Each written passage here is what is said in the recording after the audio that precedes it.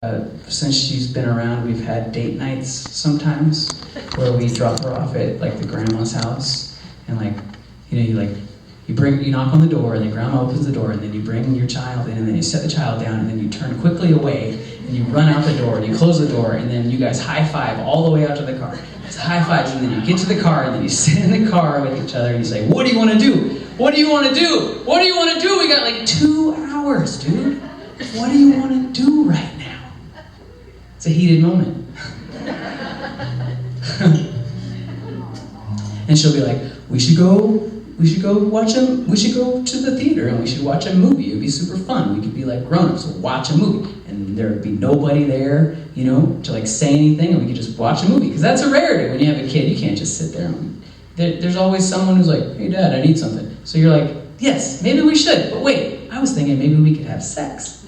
But then she's like, "No, movie, wait. Actually, you know what? We're out of peanut butter. We gotta go to Costco."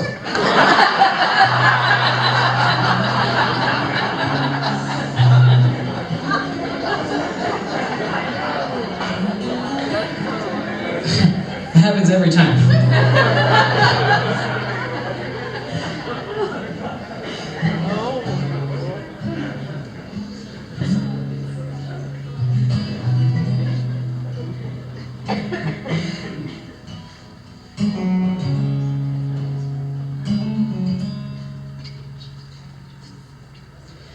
We were trying to retrace all the steps that brought us here.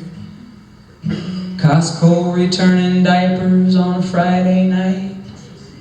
And you were laughing at the back of my membership card. The picture I remember taking, but I can hardly recognize. A full head of hair, not a touch of gray on it.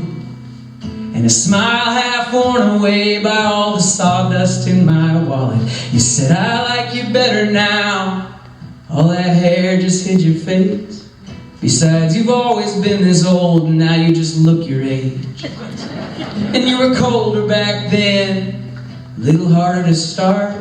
The same way you grew into that nose, I guess you grew into your heart. And your face is etched with a purpose now that I don't see here in these eyes. Always a little more love, and always a little less time.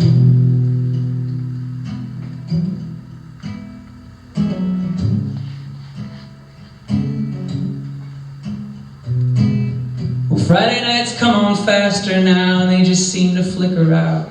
But there's a handful that I hold sacred and don't talk much about, for fear of how the static of today can swallow up all that magic from before, till it's all just the sound of silence on the intercom at the grocery store. But I remember you that summer night on the roof of my brother's house, laughing and talking and making love and dreaming out loud. And that same face bent with agony by the very root of our being. I was overcome by helpless reverence as our girl burst forth from Eden. And I felt the string thread through me from my father to my child, and saw it stretched back endless through a host of spirits lined up single file. And I could hear them whispering through the ether every time I'm looking in her eyes. Always a little more love, and always a little less time.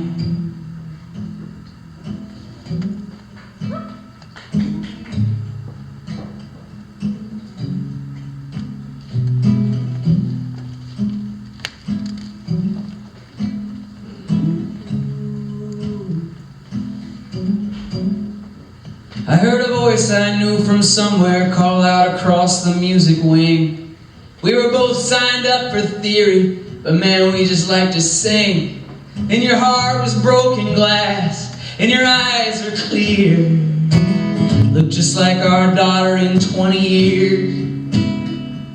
I started skipping class, I'd wait for you across the hall. I remember feeling a little guilty, but just a little, and that was all. I didn't know all that we were starting. Truth is, I didn't know much. Just a lucky fool falling backward and blind into something that would always hold me up. So I guess that's always been the story of you and I. Always a little more love, and always a little less time.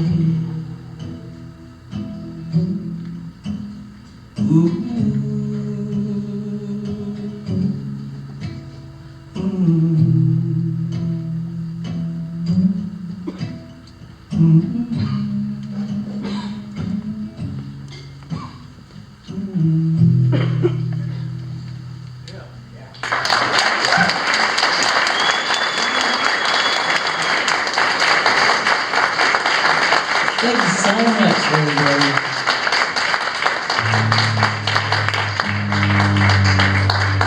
Thank you so much. You have been such a kind audience. I'm going to play one more song.